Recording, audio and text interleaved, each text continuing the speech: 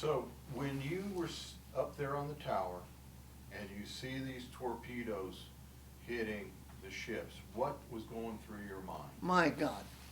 You see, I joined the Navy and I cut off a finger to get in the Navy. So, and I was proud of that Navy. And I saw all these posters. What got me in there was these posters of Uncle Sam saying, we need you in the greatest Navy of all time. That was propaganda, but we didn't know that. So I cut off a finger to get in the Navy. I'm the only one that ever did that. And then I'm standing there, locked to the rail, froze there at the rail, and watching all these bombs and the ships going up every place you look is going up. How did cutting off a finger get you in the Navy? I graduated on June the 21st, 1940. The next day, I hitchhiked to Detroit with a skinny little buddy of mine that we were going to join the Navy. We decided we didn't like to dig foxholes to crawl into. We wanted to be in the Navy. So we went down there. They took my skinny little buddy by filling him full of 5 bananas that could get him heavy now. And when they come to me, because I was a boxer, I had broken my finger and it stuck straight down like that, froze. Well, when he come to me, the doc walked over and he grabbed a hold of that and put me right on the floor down there because they won't bend. And he said, "You're 4F, go home." And I said, "Wait a minute. Now, I can lick the whole bunch of you with one arm behind my back. How do you get in this great Navy?" He said, "Cut it off." I said, "Okay. Your expense or mine?" And he says, "Yours." I said, "Okay. Make out a form where I'm in the Navy if it comes off." So they made out the form, and I went down on the streets of Detroit and finally found a shingle up there that said surgeon. And I went in, and that old duffer is older than I am now. And he took one look, and he said, "You're nuts." And I said, "I might be nuts, but I want in the Navy." So after a little haggling, he said, "Well, okay, I'll cut it off." I said, "Wait a minute now, I only got $20. And how much you gonna charge me? Because I got to hitchhike 180 miles home. I'd like to have enough for a sandwich." He said he might. So he chopped it off, and he left me $3 instead of 2. So I had enough to get home, buy me a sandwich. And so I was home 9 days before I reported into Great Lakes. So back to the question, what was going through your mind when you saw everything? I'm devastated. If they can do what they done to us in 15 to 30 minutes, what else is coming? What's going through it? My God, if they can do that. And rumors, my God, was they flying.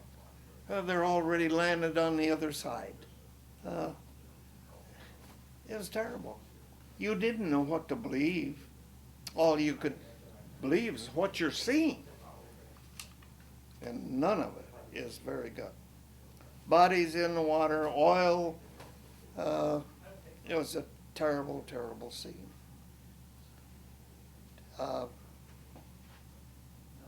Pearl Harbor was bad. And perhaps we had to have Pearl Harbor to get in World War II. But remember that almost every invasion of the Pacific, all the islands that we took, there was more casualties in every one of them than there was at Pearl Harbor. Pearl Harbor started the casualty list, but my God, just think, at Iwo Jima, which was my last invasion of the Pacific, over 8,000 dead,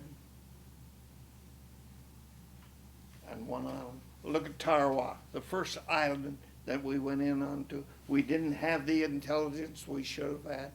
Dumped the poor boys in the water, and the barrier was 12 feet high. They couldn't get over it. And so the ocean is red. It was a terrible scene on Air Force.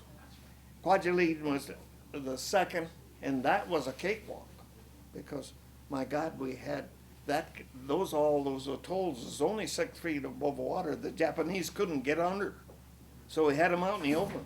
And when you bombed them, you took them out. So Kwajalein was a cakewalk. But from there on, Peleliu, I made Peleliu, and Peleliu, we shouldn't ever came near it. But the MacArthur and Nimitz talked about it, and MacArthur won because he wanted to make sure that his flank was covered when we went into the Philippines, that nothing would happen behind him. And so they went in there and thinking that was going to be only a few hours, and it took us 30 days and 4,000 some odd dead before we got off that. And now, of course, history will tell you we really should have went by it, left it alone, because it would have never bothered us. But at that time, the big minds together. So, what did you think about when we finally bombed Japan with atomic bombs in the war? I've been asked that so many times over the years, and I leave it up to the individual that asks me. I tell them this.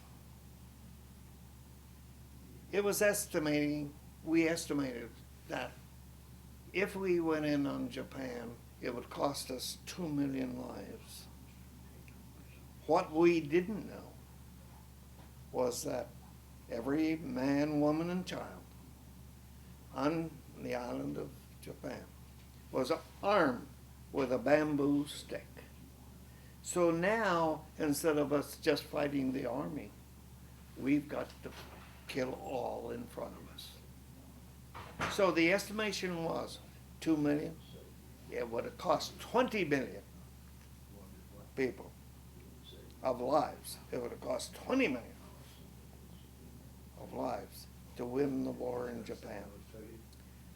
So they lost, say, 200,000 or 300,000 in the two bombs that was dropped. I'll leave it up to you. Was it worth it? To me, it was well worth it.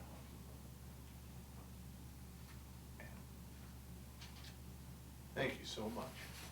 Thank you. Appreciate it. Oh, and I want to show you something about my finger. You see that one? Yeah. I had that, and they still drafted me.